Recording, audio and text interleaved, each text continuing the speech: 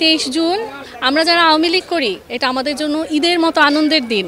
হ্যাঁ, ঈদের মতো আনন্দের দিন। আজকে এখানে আসতে পেরে আমার খুব ভালো লাগছে, আমি খুবই গর্বিত।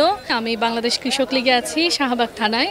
আর আমি দেশবাসীর কাছে বাংলাদেশ আওয়ামী লীগের জন্য অনেক দোয়া চাচ্ছি, আমাদের মাননীয় প্রধানমন্ত্রীর জন্য অনেক দোয়া চাচ্ছি। আপনারা আমার মাননীয় প্রধানমন্ত্রীর জন্য দোয়া করবেন, আল্লাহ যেন তাকে দীর্ঘায়ু দান করে এবং সুস্বাস্থ্য রাখেন।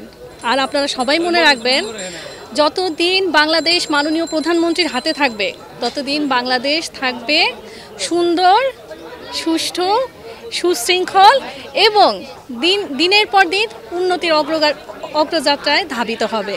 ধন্যবাদ। আসসালামু আলাইকুম। প্রত্যাশার খবর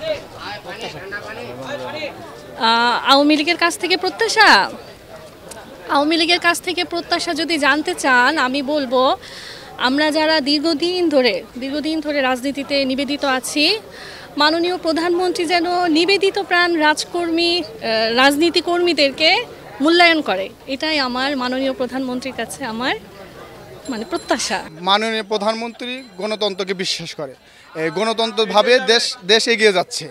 তে নির্বাচন আসলে স্বচ্ছ নিরপেক্ষ হয়েছে।